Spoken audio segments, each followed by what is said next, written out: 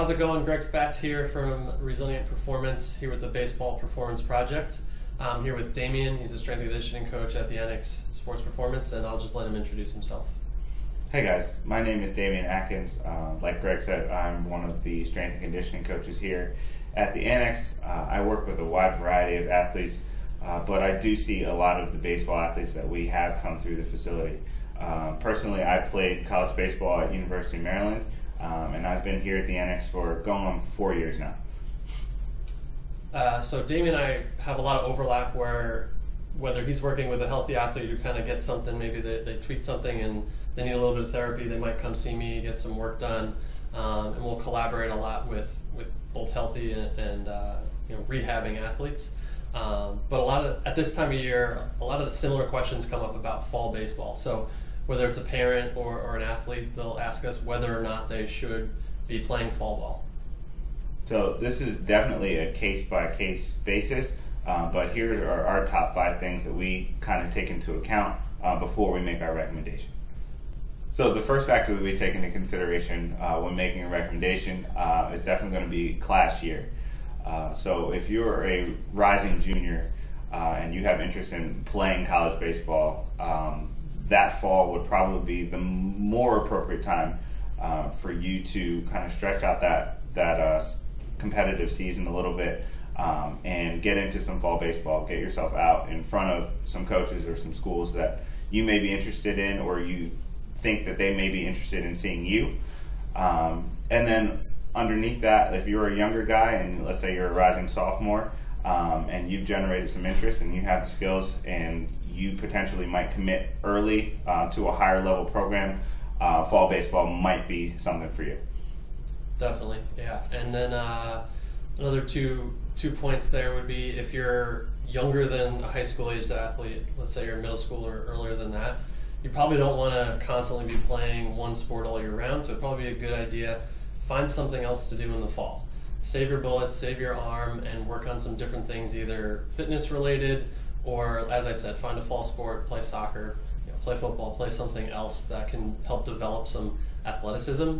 So where you're not specializing. It's a common topic of conversation in our field is whether or not athletes should specialize and play one sport at a certain age, and we'd say before high school definitely should be playing multiple sports just to develop a large repertoire of athletic abilities.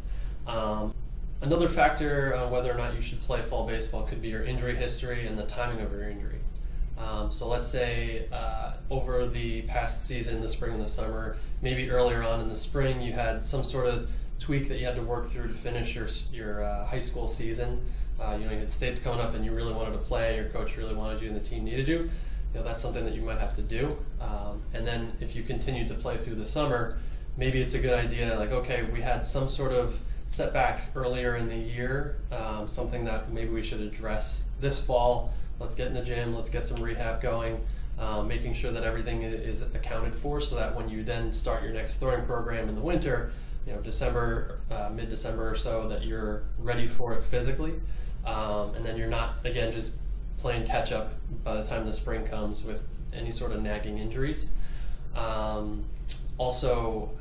So let's say you're coming off of like a surgical case where you're later in your high school years, you're really interested and you think you can play some college baseball, where you want to get yourself in front of some coaches. Maybe you're going into your senior year where it's still possible for you to be seen by some coaches in the fall, potentially commit and sign a letter of intent.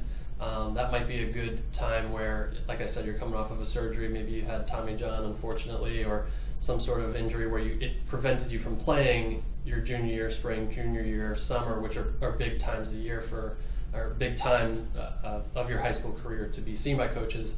Maybe then it's a good idea to get out in front of coaches and in the fall and see if you can kind of drum up some interest. The other thing that we like to consider would be where you are in the college recruiting process. So if you've played over the summer and also early in the spring and you've drummed up some interest from some programs, if you got some feedback from some coaches on your game and whether they like you and they want to see you play more, If that's the case and those coaches want to see you, it's probably advantageous to at least pick your spots. Pick tournaments that you're going to be able to be in that region, or you know that those coaches are going to be at, so you can get in front of them. It probably doesn't make sense to just blow it all out and play every single weekend, every tournament. Right. Like if you know that certain schools are interested in you and the other ones, it's like hit or miss. Like maybe you just, okay, I'm going to play 3 tournaments this fall. Then the other thing too is take that feedback that they gave you, maybe when you first emailed them or if you sent them highlight tapes, whatever it might be, about your game, and then figure out, okay, what's the best move for me? So if they tell you, it's like, hey, we love your swing and you play well on the field, but you need to get more physical, you need to get faster, you need more power. Maybe that's just going to be an indicator for you that maybe you just need to go ahead and set some gym or fitness related goals that are going to help get you the tools that they're going to want to see or they're going to want to bring into their program. Right, so it's almost like the differentiation of, is it a fitness related, gym related goal, or is it like, oh, I need to work on my backhands in the hole? Like that's a very different goal, and you're not going to get the backhands in the hole in the gym, whereas if you need more speed, power, that's something that Damien's going to help you out with in the gym, so maybe it's a time of year to focus on that stuff. Absolutely. So the fourth factor we like to consider before recommending an athlete play fall ball would be what position they play. So if we have an athlete who plays both the field and pitches, this might be a good time of year for them to skip pitching and focus on position playing abilities, fielding, base running, and hitting. It's just a little bit less stressful on the body for you to be a position player than a pitcher and pitch for that long all spring, all summer, and into the fall. If you are a position player only, we're pretty much okay with you playing any fall season, but again, it's just a matter of picking your spots and trying to be smart about your reps and figure out when you're going to be in front of the coaches that are the most likely to recruit you. So for pitchers, I think one thing that definitely needs to get considered is just how early you had to start throwing leading into your spring season. So let's say you were on a long toss program over the winter to get your arm strength up and get ready for that first day of tryouts, let's say in March. Right? You've been throwing at a pretty high intensity for a really long time. So on the back end, like we're going to need to at least shut you down at some point. Now just take into account that shutdown period, and usually we recommend probably about 6 weeks, but like I said earlier, it is case dependent.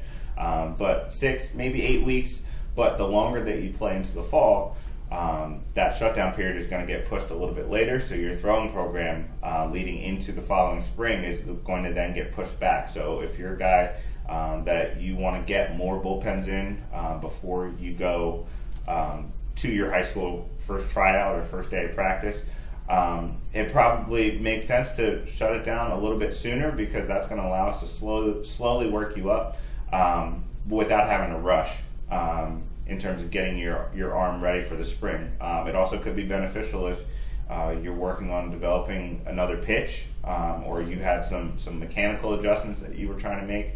That time on the back end could be really valuable. And the last factor before we might recommend somebody plays fall baseball would be your previous spring and summer workload. So let's say you're an athlete who didn't log a lot of pitching innings in the spring and summer, and it's something that maybe your high school coach has told you you're going to be expected to do more of in the coming spring. Might be a good idea to get more comfortable on the mound, log a few innings, and then maybe also at the same time, there's also been a college coach who's seen you play outfield and they like your arm, but maybe you're not the best hitter. Again, another example of when it might be a good idea to get comfortable on the mound, throw a few innings in front of some college coaches. And the structure of your club team's summer program is definitely something that you want to think about as well. Some club teams, you show up on Saturday, you play those weekend tournaments, and that's pretty much it. You might have something midweek, maybe you throw a bullpen just to kind of get ready for the weekend, but it's relatively laid back outside of those tournaments. Whereas other club teams, you're going to be having practice 2, maybe 3 days a week. You might have midweek games against other teams.